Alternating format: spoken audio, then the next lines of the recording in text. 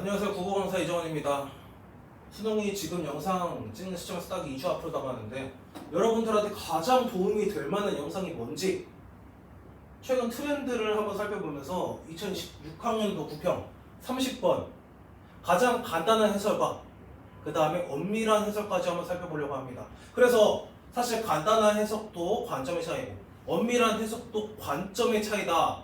즉 지금 2주일 앞은 2주일 남은 시점에서 여러분 관점만 달라지면 30번 문제 충분히 애매하지 않게 풀 수 있다를 알려주고자 합니다. 일단은 지금 전체적인 방향성이 문학 자체가 살짝 인문지문화 혹은 비문학화 되었다고 얘기할 수 있겠네요. 시 같은 경우에는 똑같은 대상에 혹은 똑같은 상황에 다양한 속성, 다양한 반응을 적용시키고 있어요.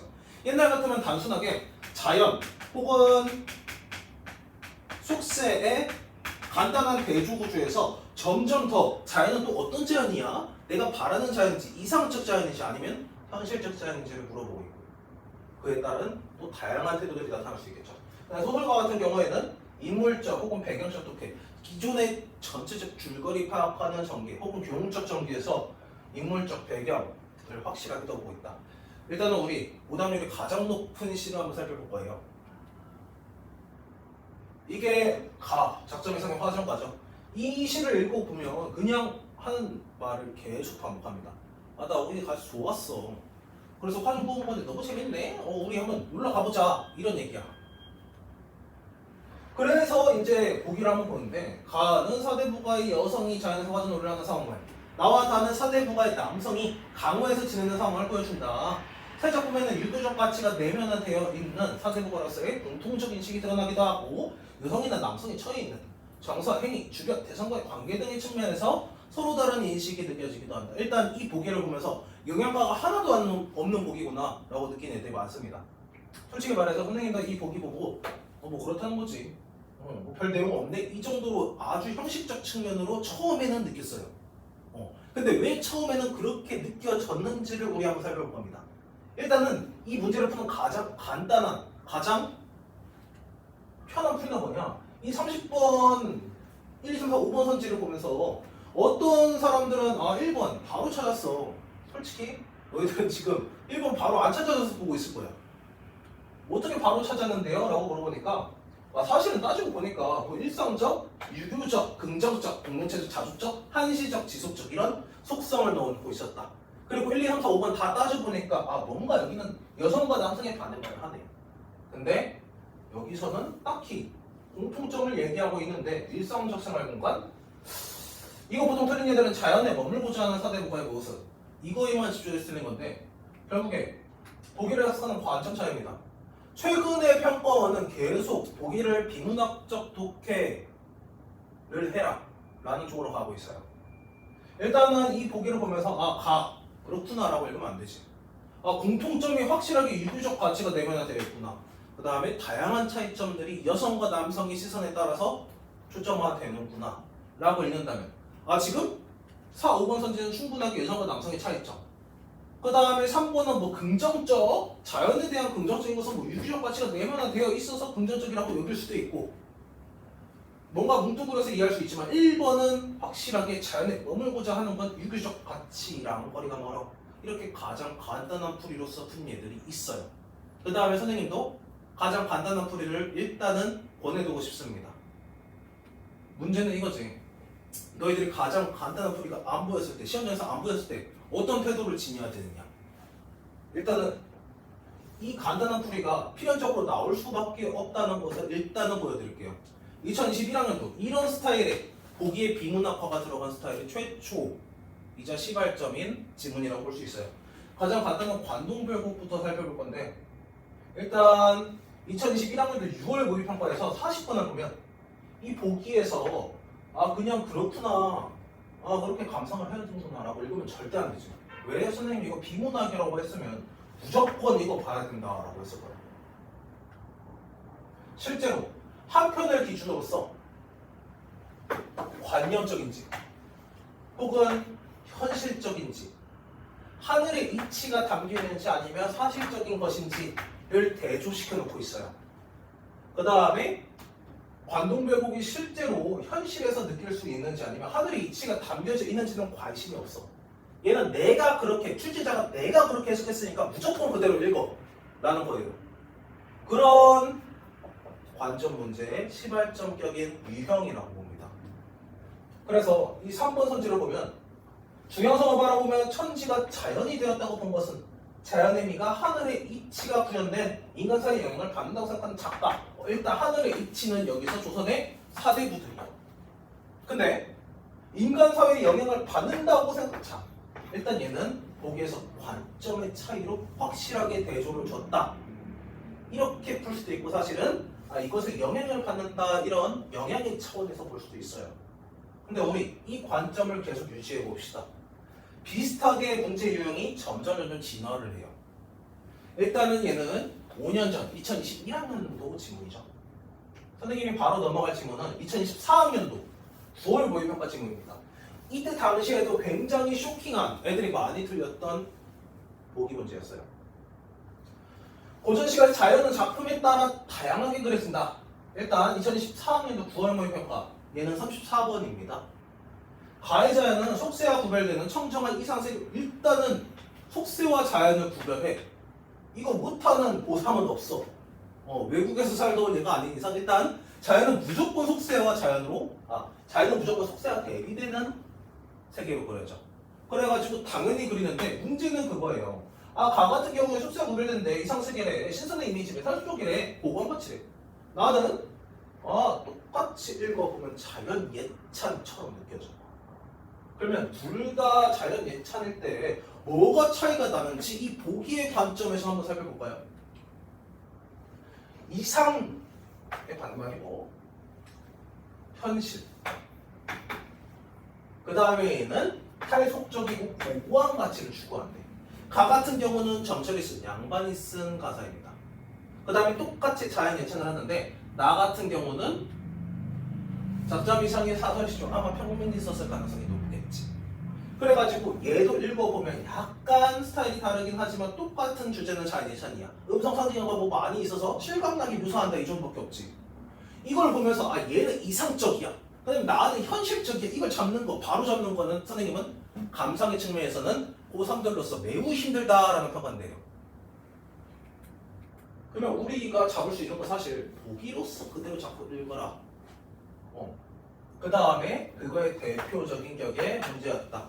그러면 아까 관동별곡과의 차이점은 뭐냐? 관동별곡은 한편 이런 차이성, 차별성을 드러낸다라는 말이 있어요. 그래가지고 보기를 꼼꼼히 읽는 애들은 이거 대조로 보면 매우 편하겠네. 비문학도 너희도 그렇게 꼭 봐야 돼요. 근데 얘 같은 경우는 그렇게 차이점으로서 봐라는 말이 전혀 없어. 굳이 따지면 작품에 따라 다양하게 그려진다. 그 다음에 가랑 나로서 속성으로서 대조를 시켜놨습니다. 이상적의 반대말은 현실적. 이런 것들은 추상적의 반대말은 구체적. 객관적인 반대말은 주관적. 이런 것들은 인문, 지문, 비문학에서 굉장히 잘 이용하는 속성이죠. 그 다음에 비슷하게 비문학적으로 보기를 이용하고 있다 라고 너희들이 느끼면 되는데 결국에 얘는 그렇게 보기로서 참고를 해서 1번 썼지. 가히 용은 피리 소리로 조성된 탈속의 분위기를 환상적. 여기 탈속적 얘는 괜찮죠? 우리 환상적 얘는 가장 비슷한 말이 가능해서 이상적. 왜? 환상적으로 반대말이 비현실적이야. 얘는 현실적이라고 나오겠죠. 여기까지는 괜찮다라고 볼 수 있어요. 근데 뒤에 나의 생매는 사실적. 선생님 이거 현실적, 사실적 괜찮지 않나요? 고고한 취향, 고고한 가치.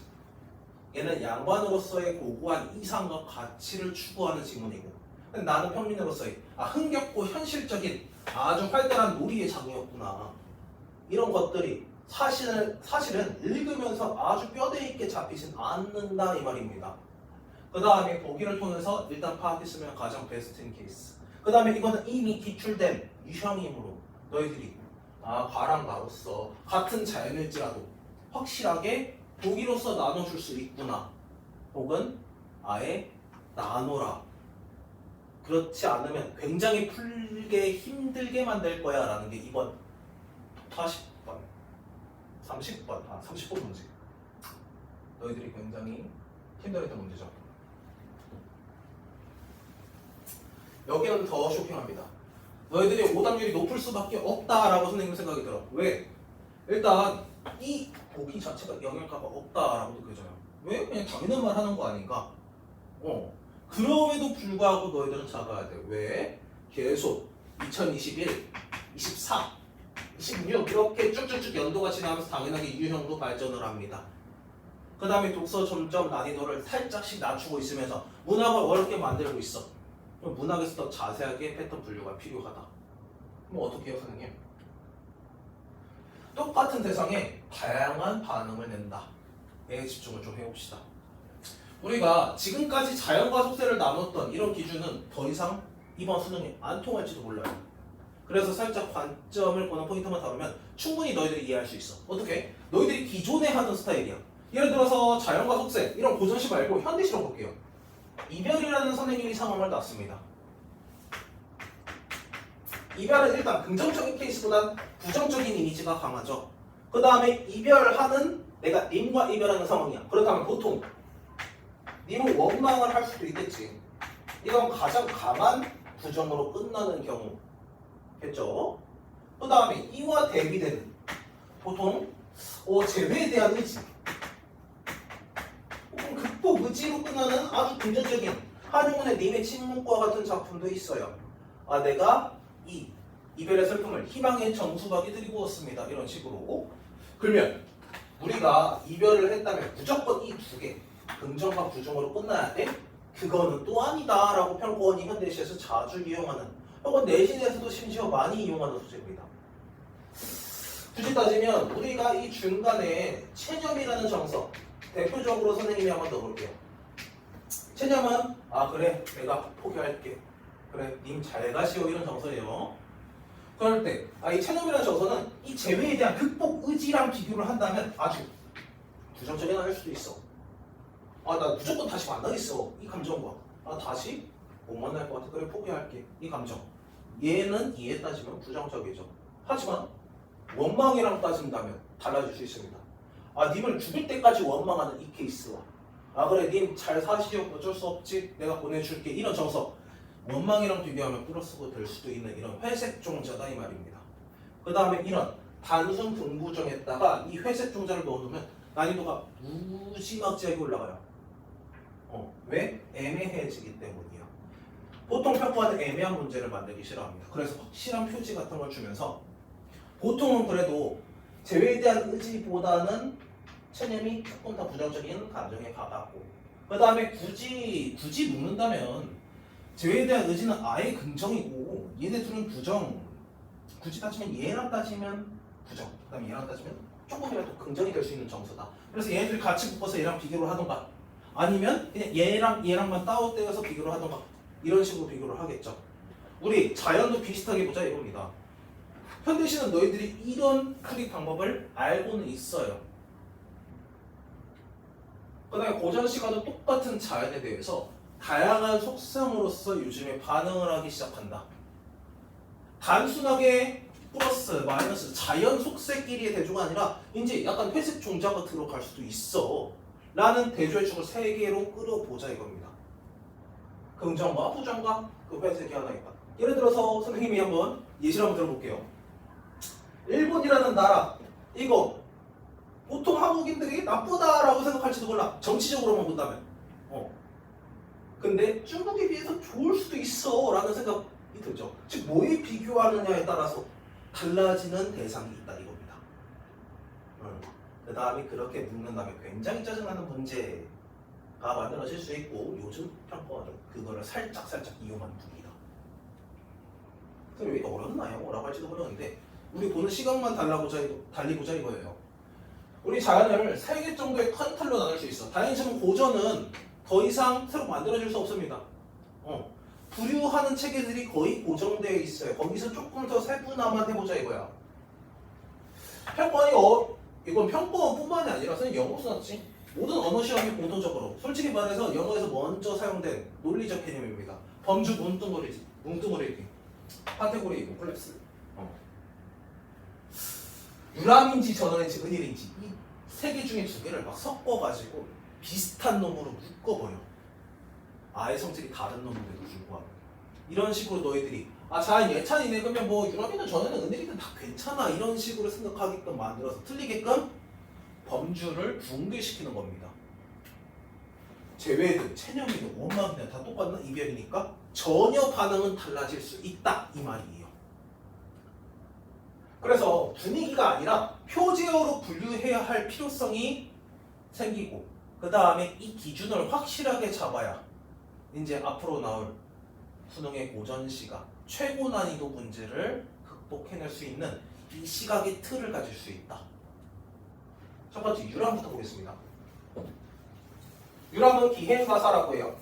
보통 너희들이 대표적으로 관동별곡을 생각하는데 관동별곡 맞습니다. 그 다음에 관동별곡이 뭐 기행가사다. 너희들이 보통 그냥 내신에서 암기식으로 배우고 수능에서는 그냥 모의고사에서는 그냥 그렇구나 정철이 썼구나 이 정도로만 보기 때문에 이 지금 부류의 중요성을 못 보고 있어. 보통 유람을 했으면 뭐 불정대에서 뭐 총속적으로 이동한다든지 무조건 공간의 이동을 하고 그 다음에 관람하는 유람하는 대상이 있습니다. 보통 특별한 일이에요. 너희들도 놀이공원 갔을 때 아주 특별하죠. 유람을 한다고 하죠. 관람을 한다고 하죠. 너희들의 일상과는 다릅니다. 이거는 특별한 경험이고 그 다음에 보통 누구랑 같이 놀러가? 보통 놀러가는 존재는 양반들이야. 평민들은 유람을 할 기회가 많지 않죠. 그래가지고 양반들은 보통 지 혼자 가지 않아요. 하인들과 아이라고 하는데 작은 종들을 데리고 갑니다. 그래서 공동체적 청소도 나타날 수 있다. 또 아까 말했듯이 특별한 경험이라서 일시적이다. 그 다음에 양반이라서 또 유교적 가치, 뭐 사대부로서의 자긍심 혹은 그 나라에 대해 충성해야 되는 보답 이런 것들도 나타날 수 있어요. 근데 일단 자연 예찬의 태도에서 너희들이 임금의 충성과 자연 예찬을 확실하게 나누니까 자연 예찬의 측면에서 어떤 속성이 있는가 한번 눈여겨봐라 이 말입니다. 두 번째 전원. 그거 보기 전에 확실하게 다른 은일부터 가볼게. 너희들이 유람과 은일은 구분을 잘해. 은일은 보통 속세에 묻혀 살고 싶다. 속세와는 거리를 두고 싶다. 내가 자연에 묻혀 살고 싶다 이런 거예요. 그래서 관직이나 공명 같은 이런 부정적인 속세의 가치들을 싫어합니다. 그 다음에 개인적, 숨어있고 싶죠. 개인적. 그 다음에 이상적인 가치들을 추구해. 그 다음에 관념적이고 초월적인 자연을 의미합니다. 여기서 은일의 자연은 단순하게 자연의 의미를 넘어서 내가 지향해야 될 고고할 가치가 될 수 있다 이거야. 그러면 너희들이 유람과 이 은일은 보통 은일은 시초에서 나오는 감성, 유람은 보통 가사에서 나오는 감성이라고 잘 이해를 하는데 이 전원이 조금 골 때리는 아이예요. 왜냐? 교과서에서 일단 많이 나오진 않아. 유람가사, 관동별곡으로 대표돼가지고 아주 특별하게 다루죠. 그 다음에 대부분의 시조는 은일성이 함축되어 있습니다. 그러면 이 전원은 뭔데? 현실적인 작품들이야. 보통 절기나 하루 루틴의 시간성을 갖고 있어요. 그 다음에 거주나 생계의 환경성 혹은 소박한 소재들 내가 오늘 뭐 먹었어 이런 것들 너희들 학교 가고 학원 가고 그 다음에 공부하고 어머니가 해주신 밥을 먹었어 이런 것들을 일기로 적는 거예요. 그게 전원적인 흥취가 있는 고전 시가입니다. 보통 너희들이 일기로 남는 것들을 많이 그 교훈적인 가치라고 치면서 후대가 읽지는 않겠죠. 그런 느낌으로서 교과서에 많이는 실려있지 않아요. 그래서 역설적으로 요즘 평권이 굉장히 선호한다. 왜? 일단 선생님들이 많이 안 다룬 작품을 다뤄야 너희들이 낯설어 하기도 하고 그 다음에 유형화를 시킬 수 없으니까요. 그래서 이런 전원 속에 있는 흥취는 자족적 일단 내 생기니까 지속적. 그 다음에 선생님이 이런 말도 쓰나는데 루틴 동사 뭔가 낚시를 해서 내가 먹어. 그 다음에 나무를 캐서 먹어. 이런 하면 조금 밥이죠. 밥 먹었니? 이렇게 먹는 얘기들도 많이 나옵니다. 현실적 흥취. 그 다음에 뭐 겸양의 태도 같은 것도 나타날 수 있다. 그래서 열심히 일을 하고 그 다음에 거기서 느껴지는 행복 혹은 놀이를 하면서 자연 속에서 느끼는 행복감 같은 거를 느껴. 그러면 선생님 은일이나 이 유람이랑 똑같이 행복감이 비슷하지 않나요? 비슷해요. 하지만 구체적인 상황 반응 자체가 살짝은 다릅니다. 보통 몇 군데 겹치긴 해요. 근데 속성 자체가 아예 다른 게 있다 이거지. 아까 우리 유람과 같은 경우는 공동체적, 근데 전원과 같은 경우는 자족적, 지속적. 우리 아까 30번 문제에서 이용한 속성들이죠. 보통 여행은 같이 가고 이례적이야, 일시적이야, 한시적이야. 근데 내 생계인 삶의 자연은 지속적이고 자기 만족적이야. 이런 속성, 아예 대비되는 속성을 심어 넣을 수도 있고 충분히 지금 부평에서 거론을 했다. 보기에서도 심지어 뿌려놓지 않았다. 그런 관점입니다. 그러면 선생님 전원과 은이란 아주 차이점이 없나요? 라고 했을 때 차이점 충분히 있죠. 아까 24학년 때 부평에서 봤듯이 현실적인지 이상적인지가 또 달라질 수 있어요. 그 차원에서 선생님은 약간 너희들이 너무 어렵게 생각하지 말고 이렇게 다뤘으면 좋겠어. 유랑 쪽이 있고 아주 플러스한 것들이 있고 그 다음에 속세에 지금 빼오지 않으려는 자연 속에서 그냥 평생 지내려는 이상적인 놈들을 바라는 놈들이 있어. 그 사이에 살짝 여기로 붙일 수도 있고 여기로 붙일 수도 있는 이런 애매나이가 존재한다. 그 다음에 어떤 관점에서 보는지에 따라서 충분히 문제 내는 시각을 달리낼 수 있다라고 생각을 해야 됩니다. 그래서 출제자가 만드는 함정 패턴 범주 뭉뚱그리기라고 생각을 한번 해보세요. 이 범주 자체를 뭉뚱그려가지고 비슷한 놈 취급을 해버려. 그럼 너희들이 굉장히 헷갈려한다. 왜? 그냥 자연은 좋은 거 아닌가? 이별은 나쁜 거 아닌가? 이렇게만 생각하면 틀리게끔 만들 수 있다. 그 다음에 너희들이 결국에 분위기나 감이 아니라 어떻게 확실히 파악을 해야 되는지 좀 알려줄게요. 일단 거리감을 기준으로 현실에서 멀면 이상적일 수도 있고 현실 가까우면 현실적일 수도 있습니다. 그 다음에 선생님이 2번부터 중요하다라고 느껴지는데 한때의 감흥인가? 반복되는 생활인가? 아니면 초월적인 이상인가? 심지어 30번은 가나와 다를 딱딱딱 배치해놨어요. 행위를 기준으로 감상놀이 이거 뭐일 것 같아? 유람일 것 같아. 실천 노동 이거 아마 내 삶과 생활일 것 같습니다. 수양, 그 다음에 고독한 감정 이런 것들 은혜일 수 있겠죠. 이런 표제어 같은 걸로 너희들이 딱딱딱 기준을 마련해 놓는 편이 좋아. 결국에 38번 이거 지금 이제 다시 보니까 단순 대조가 아니라 속성으로서 확실하게 배치해놨구나. 이게 좀 느껴질 거예요. 조선의 사대부들은 하늘의 이치 관념적, 한편 얘는 현실적, 사실감 있게 지금 유람 쪽을 현실과 사실감으로 묶었구나. 그래서 조선의 사대부들의 이상적인 자연과 대조시켜놨구나. 이게 좀 보이죠. 그러면 다시 2024학년도 이 9월 모의평가도 이제는 달리 보이셔야 된다 이 말입니다. 지금 한 10분 정도 우리가 들었는데 시각이 조금 달라지지 않았나요? 즉 문학은 너희들이 더 이상 새로 공부할 건 없어. 기준에 맞추는 틀만 조금 잡으면 문제 보는 시각이 달라질 수도 있어. 그 다음에 그것만 맞추면 최근 평가 트렌드를 좀 읽을 수 있다 이 말이야. 그래서 선생님은 지금 수능 2주 앞두는 시점에 굳이 너희들한테 얘기를 꼭 해주고 싶은 겁니다. 이상세계 양반들이 이상세계를 추구하지. 하지만 현실 평민들은 현실적 풍류, 활달하고 폭력의 놀이 이것도 보고가 탈속이랑 이제 살짝 배치가 되지 않나요? 전원인지 은일적인 감성인지. 이제 30번 뭔가 유형으로 파악되는 눈이 길러졌으면 좋겠어.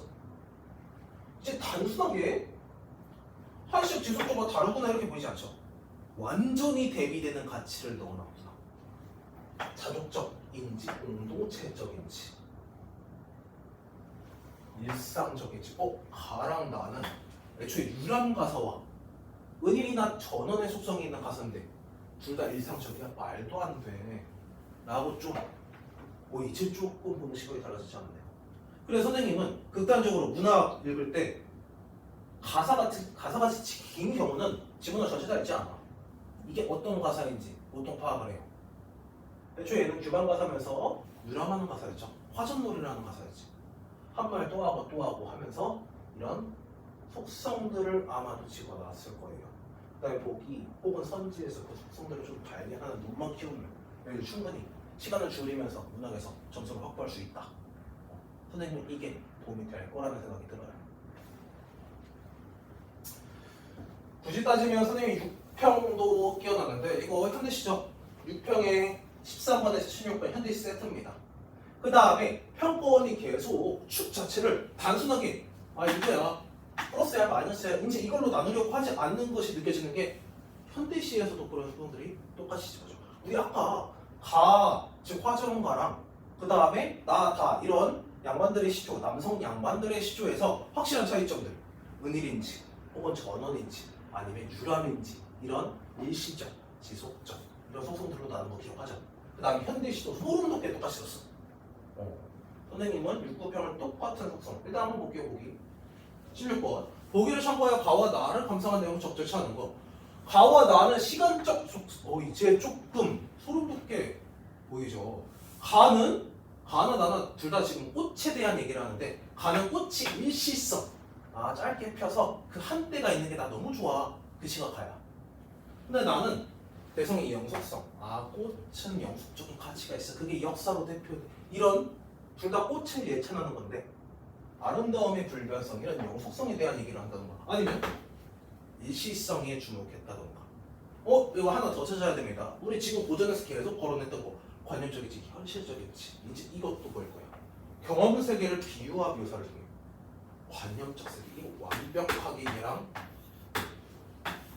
대비되는 시상이고 지금 이 현대시에서 육평에서 이용한 이 속성을 고전에 그대로 옮겨놓은 게 구평이구나 라는 게 좀 보이죠.